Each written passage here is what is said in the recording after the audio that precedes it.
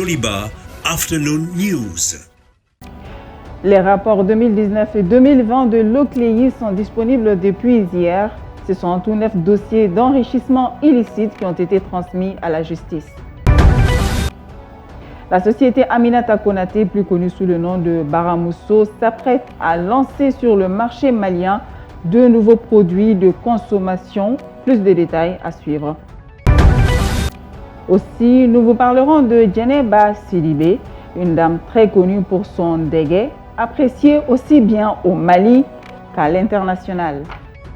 Mesdames et messieurs, bienvenue dans ce Joliba Afternoon News sur Joliba TV News. Comme indiqué dans le sommaire de ce journal, les rapports 2019 et 2020 de l'Office central de lutte contre l'enrichissement illicite, l'OCLEI, sont disponibles depuis ce jeudi 14 octobre.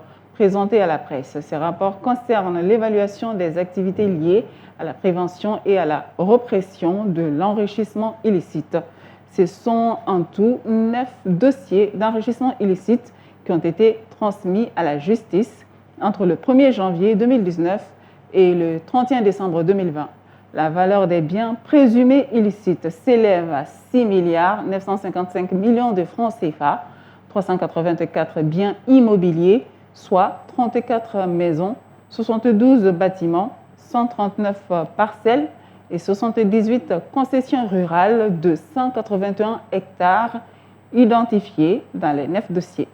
Dans le cadre de la célébration de la Journée internationale de la petite fille, l'association Moussodev a organisé en partenariat avec la Direction nationale de la promotion de la femme, de l'enfant et de la famille une journée de sensibilisation sur les violences faites aux femmes et filles. El Hadj Malik Guiteye. Mettre fin aux violences basées sur le genre VBG, c'est l'un des objectifs que s'est assigné l'association Moussodev. Ainsi, en marge de la Journée internationale de la petite fille célébrée le 11 octobre de chaque année, les responsables de l'association ont organisé ce jeudi 14 octobre 2021 une session de discussion autour des violences faites aux femmes et filles. Cette session se déroulera en deux phases. La première phase, ce sera une session d'échange et de discussion autour des violences basées sur le genre de manière générale. Et après cela, nous allons mettre plus l'accent sur l'application 0VBG. Pour prévenir, sensibiliser, dénoncer et surtout assister les personnes victimes de violences basées sur le genre, l'association a conçu en 2018 une application dénommée 0VBG. Qui nous permet d'abord d'être informés sur ce que c'est que les violences basées sur le genre. Parce qu'on entend tout le temps VBG, VBG, mais c'est quoi au juste? Quels sont les types de VBG qu'on a et comment les reconnaître et comment demander de l'assistance. Et la particularité, en tout cas, ou l'un des points forts de cet outil, c'est qu'il est disponible en 3 langues locales, en plus du français, à savoir le Bambara, le Peul et le Soninké, et cela de manière vocale.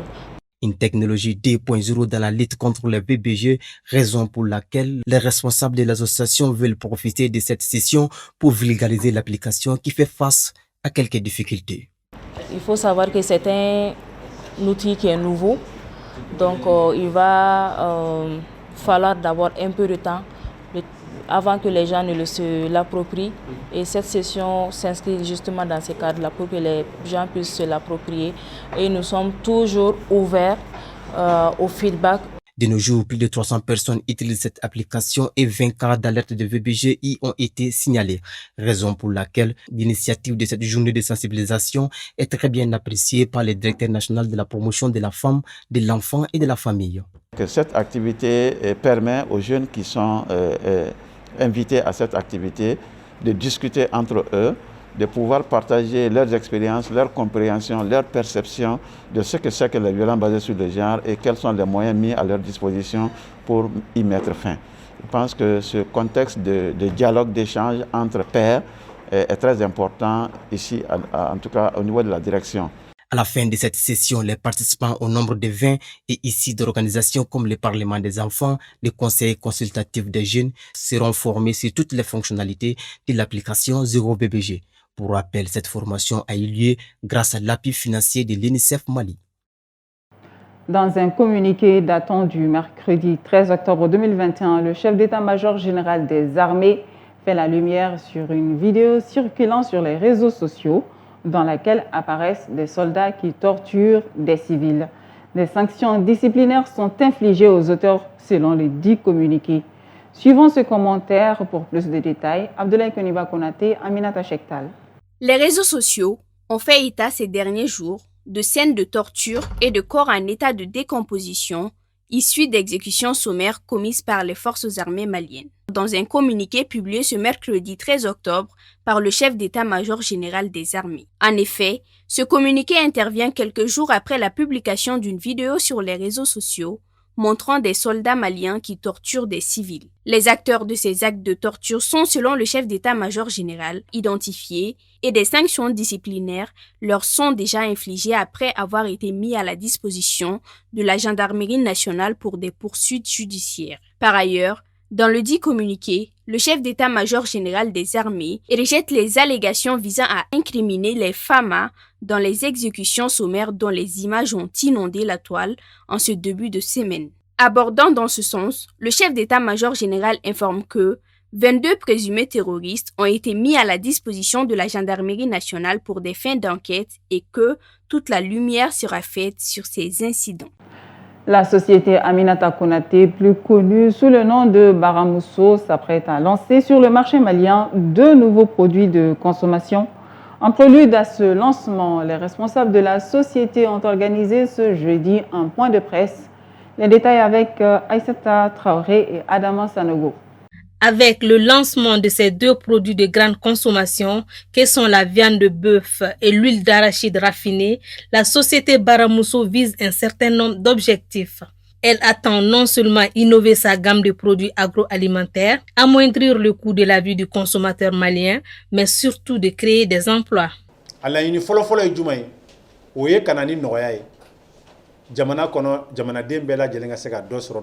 Notre premier objectif est de soulager le consommateur en diminuant le prix de la viande. Le kilo de la viande avec os est vendu à 2500 francs et celui de la viande sans os est cédé à 3000 francs. Aussi, des emplois seront créés à travers la boucherie moderne.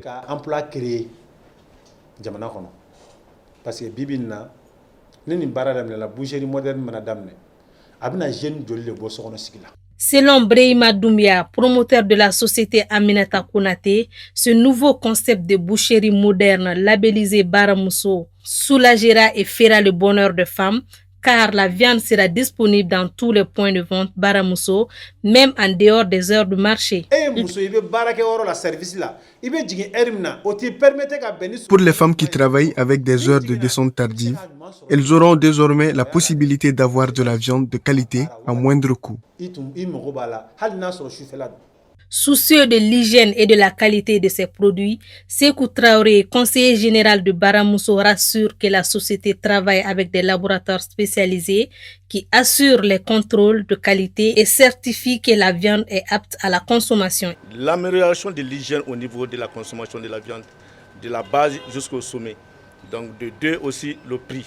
Ce sont ces 2 aspects qui nous engagent aujourd'hui à ramener cette situation. Les nouveaux produits Baramousso seront disponibles dès la fin de cette semaine. Notez enfin que Baramousso est un label implanté au Mali et spécialisé dans la transformation des produits issus du territoire africain. Créé en 2008, Baramousso, c'est plus d'une 50aine de produits allant de l'assaisonnement aux produits d'hygiène ainsi que des céréales. Maintenant, allons à la rencontre de Fatimata Touré, une Française d'origine malienne qui vit à Montpellier et qui travaille pour le bien-être et l'éducation des enfants issus de l'immigration. Mohamed Ataher Alidou est allé à sa rencontre. Fatimata Touré est un exemple de dévouement et de courage.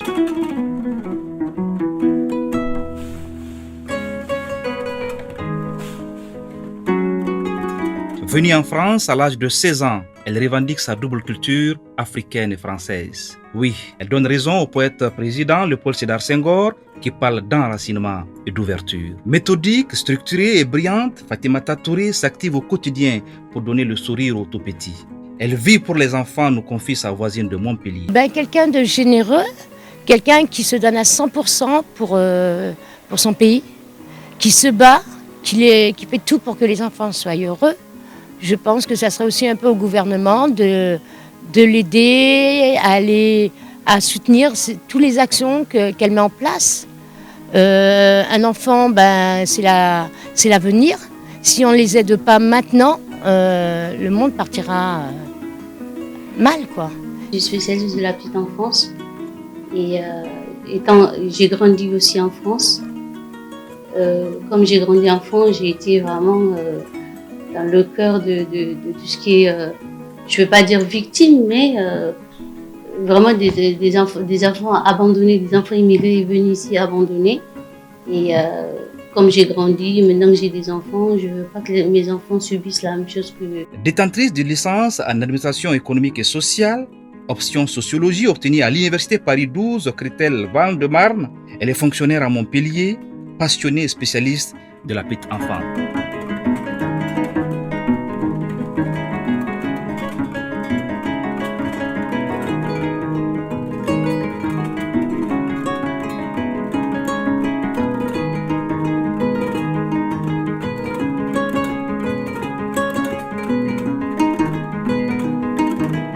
On aide la plupart, c'est les femmes, c'est les mamans qu'on aide à s'occuper de leurs enfants, à une prise en charge psychologique et aussi un accompagnement scolaire. On leur montre, on leur fait comprendre le programme de l'éducation nationale parce que la plupart de ces familles-là, quand ils viennent ici, ils ne connaissent pas le système français. On leur explique le système français, qu'est-ce que c'est l'éducation nationale, qu'est-ce que l'éducation nationale attend d'eux en tant que parents, quel est leur rôle et comment ils peuvent prendre leur rôle en toute légitimité. Les enfants, elles, c'est une histoire d'amour partagée. C'est le sens de sa vie. Toujours le sourire en bandoulière, Fatimata est une brave femme qui croit en la force de l'éducation.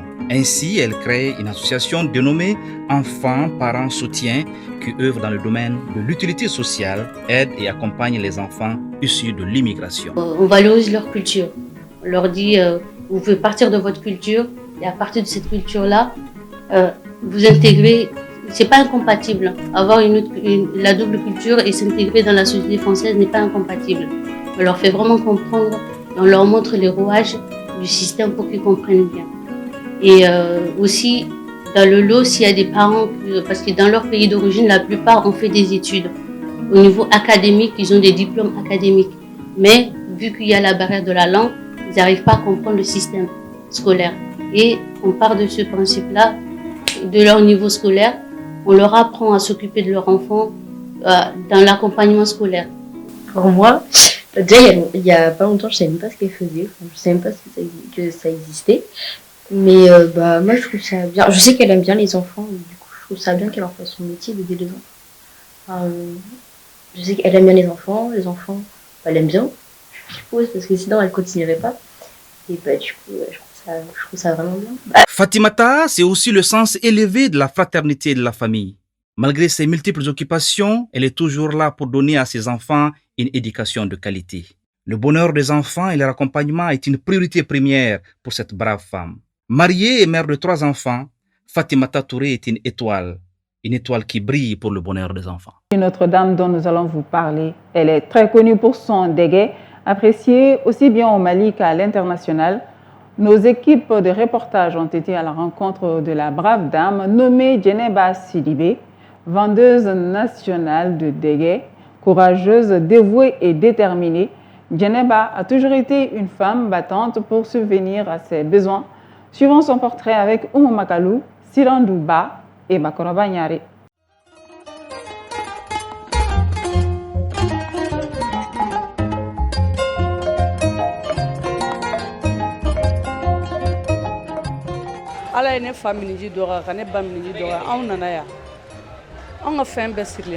Mon père et ma mère sont décédés. Nous dépendons toutes d'elle, moi et mes sœurs. Même quand mes enfants sont malades, elle vient à mon secours. Ça fait 13 ans que je suis avec elle. Même étant mariée, je continue de vendre avec elle.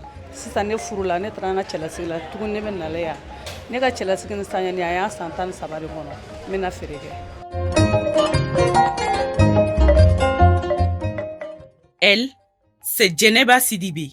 Malgré une 60aine d'années vécues, la vieille dame pratique toujours le métier qui la nourrit depuis plus de 40 ans avec passion, la vente de déguets.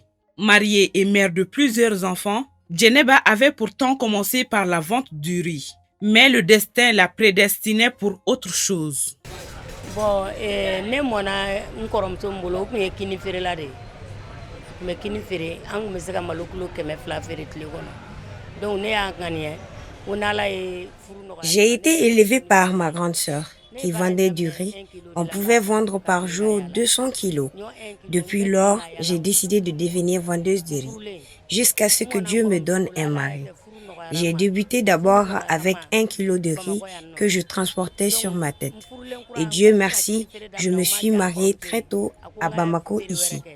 Mais ma sœur ne voulait plus que je continue à vendre du riz, mais de faire autre chose. Et c'est là que j'ai commencé à vendre du dégué, à 1 kilo, 2 kilos. Mais il y a des jours où ça marche pas et des jours où ça marche. Et je me suis débrouillée comme ça jusqu'à aujourd'hui. La bonne dame reçoit une importante clientèle dans la journée qui apprécie beaucoup la saveur délicieuse de ce dégué. Je viens acheter du dégué avec Djeneba, car c'est très bon. On ne peut pas dire à quel point son dégué est bon. Ce n'est pas une affaire d'une, 2, 3, 4 ans, mais de plusieurs années. Et la clientèle, au lieu de diminuer chaque fois, elle augmente.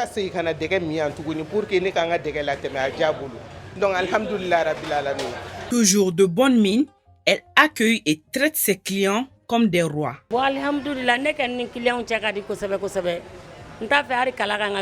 Dieu merci, je m'entends bien avec mes clients. Je n'aimerais pas qu'il ait des problèmes, surtout avec mes employés, parce que mes clients sont tout pour moi. Quand on dit vendeuse de dégué, ce sont les clients. Le client est roi. On doit bien les accueillir et prendre soin d'eux. Comme tout travail, Djeneba a eu des moments de difficulté. Mais malgré cela, la vieille dame a su toujours encaisser les coups et en a récolté le prix, car grâce à ce petit métier, Djeneba et son mari ont eu la chance de faire le Hajj. Au début, j'avais certaines facilités car le sac de lait était à 10 000 francs CFA et aujourd'hui c'est à 60 000 francs CFA. La différence est énorme.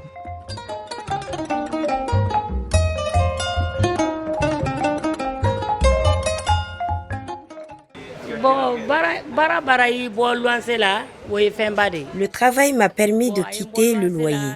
J'arrive à subvenir à mes besoins. C'est une grande chose.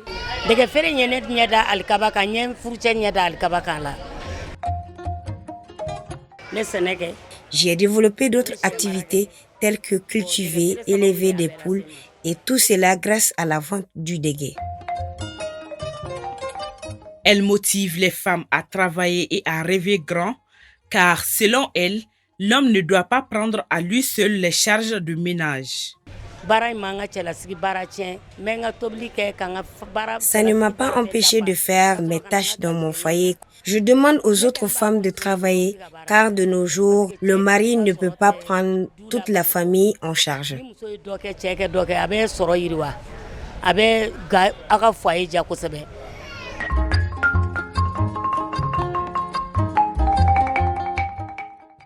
Et maintenant, l'image du jour consacrée à la ville de Bafoullabé.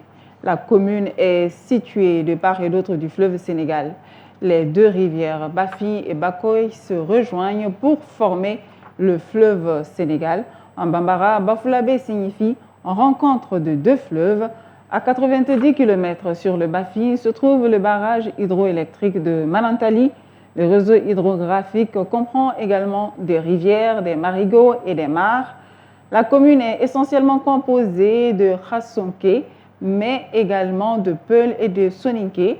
La prise de Bafoullabé intervient en 1880 lors de la progression française vers le fleuve Niger dirigée par Gallieni. Les Français y installent une des premières écoles coloniales.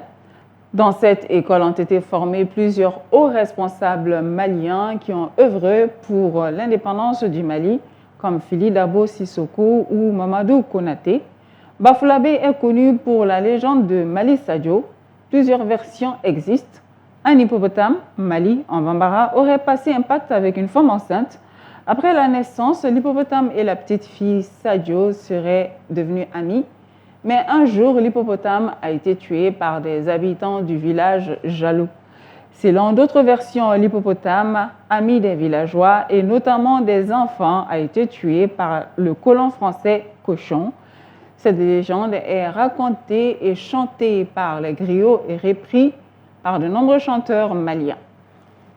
À présent, l'actualité hors de nos frontières avec Fanta Diarra. Jackson Tuwei, le président de la Fédération kenyane d'athlétisme, condamne le meurtre d'Agnès Tirop, prometteuse athlète de 25 ans qui a été retrouvée morte, poignardée chez elle. En tant que fédération à titre individuel, nous condamnons une fois de plus ce meurtre atroce dans les termes les plus forts possibles. Jackson Tuwei, président d'Athlétique Kenya, se prononce. Nous sommes convaincus que les organismes compétents travaillent jour et nuit pour que justice soit rendue rapidement à la famille et aux amis qui ont été marqués émotionnellement par la disparition d'une personne dont ils dépendaient pour leur soutien financier et psychologique. Sa mère Dina Tirop a évoqué avec tristesse le souvenir de sa fille qui subvenait aux besoins de la famille, notamment pour les frais de scolarité des enfants. Elle s'était révélée en 2015 en remportant à seulement 19 ans le titre de championne du monde de cross-country, devenant la plus jeune athlète à signer une telle performance depuis la Sud-Africaine Zola Boud en 1985. Sa mort est d'autant plus difficile à encaisser qu'Agnès, héroïne du Kenya, a été victime d'un acte criminel, lâche et égoïste, a-t-il déploré. Le président tunisien Kais Saïd s'en est pris à des hommes politiques qu'il accuse de faire appel à un appui étranger pour comploter contre la sûreté de l'État, ciblant sans le citer l'un de ses prédécesseurs. La Tunisie est un État libre et indépendant, et il n'est pas question de s'ingérer dans ses affaires. Vous savez qu'il y a des personnes qui ont fait appel à des pays étrangers pour les fournisseurs de s'attaquer aux intérêts tunisiens. Je dis clairement aujourd'hui, nous allons lui retirer son passeport diplomatique à Monsef Marzouki, qui se comporte de la sorte parce qu'il fait partie des ennemis de la Tunisie. Il n'est pas question qu'il en obtienne un nouveau. Je demande à la ministre de la Justice, et selon l'article 23 du Code de procédure pénale d'ouverture d'une enquête judiciaire à ce sujet. Il n'est pas question de comploter contre la sûreté interne et externe du pays, ouvrir une enquête judiciaire à ce sujet. Dans son discours, lors de la prestation de serment, Madame Bouden, âgée de 63 ans, a affirmé que la lutte contre la corruption sera la plus importante objectif de son gouvernement qui compte 25 membres outre sa chef. Après 2 mois d'incertitude, Kais Saïd a promulgué le 22 septembre un décret officialisant la suspension de plusieurs chapitres de la Constitution et instaurant des mesures exceptionnelles censées être provisoires, le temps de mener des réformes politiques, dont des amendements à la Constitution de 2014. En pleine crise socio-économique et sanitaire, et après des mois de blocage politique, Kais Saïd avait invoqué un péril imminent pour justifier ses actions dénoncées comme un coup d'État par ses opposants et des ONG. Des partisans du Hezbollah et d'Amal se rassemblent devant le palais de justice pour une manifestation afin de demander le remplacement du juge Bitar, à l'endroit où même se regroupent régulièrement les proches des victimes de l'explosion pour demander que l'enquête aboutisse. Le président russe Vladimir Poutine a prévenu que le prix Nobel de la paix remis à son compatriote Dmitry Mutarov, rédacteur en chef d'un journal critique, n'est pas un bouclier. Écoutons le président. Après avoir été distingué, Mutarov s'était interrogé sur les conséquences de ce prix Nobel sur la censure dans son pays. Quelques heures plus tard, les autorités ajoutaient 9 personnes et entités à la liste des agents de l'étranger. Nous en arrivons à l'invité culture et pour l'occasion, nous recevons M. Adama Traoré. Adama Traoré est auteur, dramaturge, acteur et metteur en scène malien. Il compte une dizaine d'ouvrages dont Faramansi et Sigida Koura. Adama Traoré est le fondateur et directeur de l'association culturelle et compagnie théâtrale Acte 7 de Bamako, créée en 1994, et également promoteur du Festival du théâtre des réalités. Depuis 2002, Adama Traoré est chevalier des arts et lettres de la République française. Il est l'actuel président de la Fédération des artistes du Mali, FEDAMA. Monsieur Traoré, bienvenue. Merci beaucoup. Merci d'avoir répondu à notre invitation. C'est un plaisir. À l'instant, on vous présentait à nos téléspectateurs à travers ce résumé. Avez-vous d'autres informations à y ajouter? Je félicite le Mali qui m'a aussi décerné la médaille de chevalier de l'Ordre national. C'est très important. Et puis j'ai assumé les fonctions de président de la coalition malienne pour la diversité culturelle. Très bien pour ces compléments d'information. Première question, 700 millions de francs CFA, c'est la somme que le gouvernement malien a allouée aux acteurs culturels en guise de soutien au secteur de la culture durement éprouvé par la pandémie du Covid-19. Quelle appréciation faites-vous de ce geste des autorités maliennes? Il y a l'État et il y a aussi les personnalités qui, à un moment donné, incarnent l'État. Et l'appréciation que je pourrais faire de ça, c'est que ces 700 millions, c'est l'œuvre d'une grande dame qui, à l'époque, était à la tête de ce département, nommée Kaitou Konaré. C'est Kaitou Konaré, quand il y a eu l'arrêt des activités au mois de décembre, qui a bataillé pour essayer de trouver quelque chose pour aider le monde de la culture.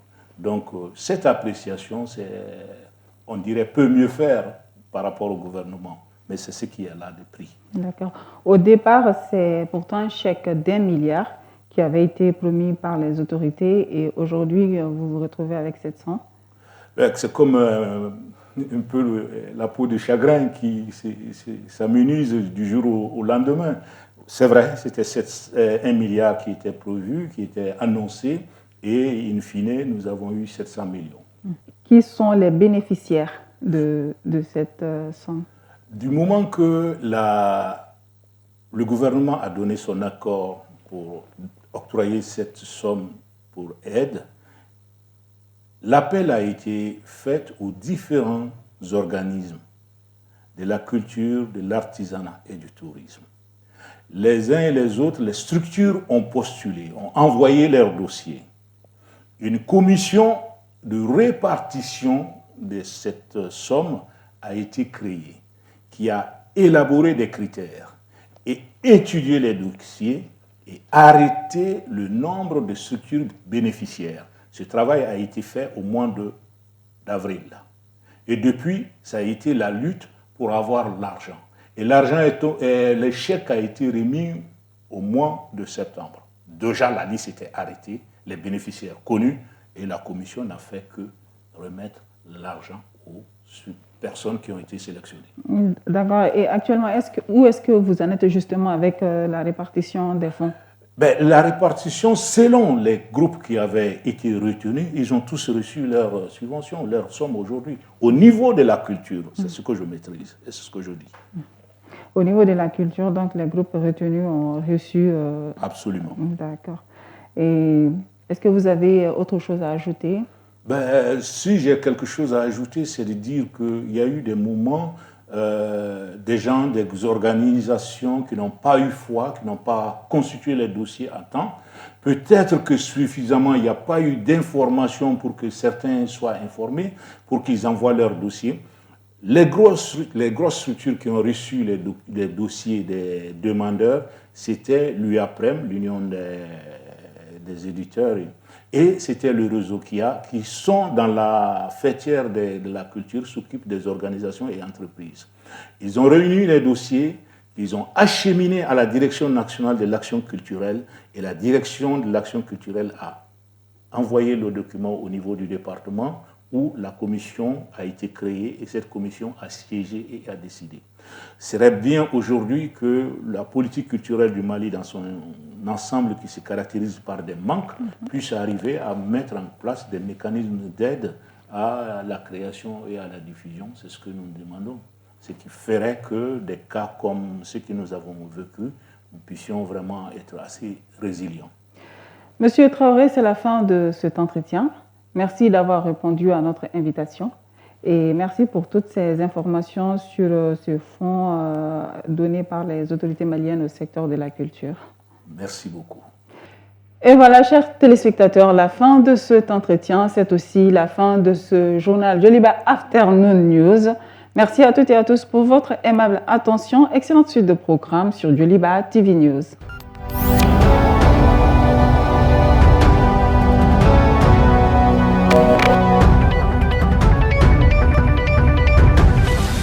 Joliba Afternoon News.